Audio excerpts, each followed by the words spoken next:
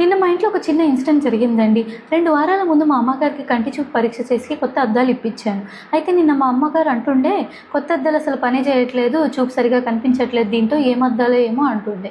So ఇలా మీకు కూడా అనిపిస్తుందా? కొత్త అద్దాలు మార్చిన తర్వాత కూడా కన్ను మసకగా ఉండడము, తలనొప్పి, గుంజడం, బరువుగా అనిపించడం వంటి ఇబ్బందులు ఉన్నాయా? వీటినే ఆస్థెనోపిక్ సింప్టమ్స్ అంటారు. ఈరోజు మనం వీటి గురించి మాట్లాడుకుందాం. హాయ్, మైసెల్ఫ్ డాక్టర్ శ్రావ్య, ఎంఎస్ ఆఫ్థాల్మాలజిస్ట్. ఈ ఆస్థెనోపిక్ సింప్టమ్స్ రావడానికి కొన్ని కామన్ కారణాలు ఉంటాయి. సో కొత్త పవర్కి మన కంటికి అలవాటు పడడానికి కొంత టైం కావాలి. అలాగే ఎక్కువ పవర్ ఉన్నా కూడా అడ్జస్ట్ అవ్వడానికి ఇంకాస్త ఎక్కువ టైం అనేది పడుతుంది. ఫ్రేమ్ ఫిట్టింగ్ సరిగ్గా లేకపోయినా, మీరు ధరించే విధానం సరిగ్గా లేకపోయినా, ముక్కుకి మరీ దగ్గరగా లేదా ముక్కు కిందకు కానీ పెట్టుకోవడం కూడా ఒక రీజన్ కావచ్చు. అలాగే మధ్యలో పాత అద్దాలు మరియు కొత్త అద్దాలు కలిపి వాడడం, యాక్సిస్లో చిన్న మార్పు ఉన్నా కూడా మీకు ఈ సింప్టమ్స్ అనేవి ఉండొచ్చు. ఈ లక్షణాలు కొన్ని రోజుల తర్వాత కూడా తగ్గకపోతే మీ దగ్గరలోని ఆఫ్థాల్మాలజిస్ట్ని కన్సల్ట్ అవ్వండి.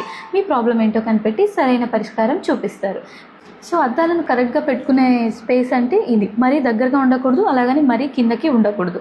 సో మా అమ్మగారు, "ఎలా పెట్టుకుంటున్నావమ్మా చూపించి ఒకసారి" అని అడిగితే, "ఇలా పెట్టుకుని చదువుతున్నానమ్మా పేపరు" అని చెప్పారు. సో ఇంత కిందకు పెట్టుకున్నప్పుడు కొత్త అద్దాలైనా సరే, పాత అద్దాలైనా సరే ఇబ్బంది అనేది అలాగే ఉంటుంది. పెద్ద తేడా ఏమీ ఉండదు.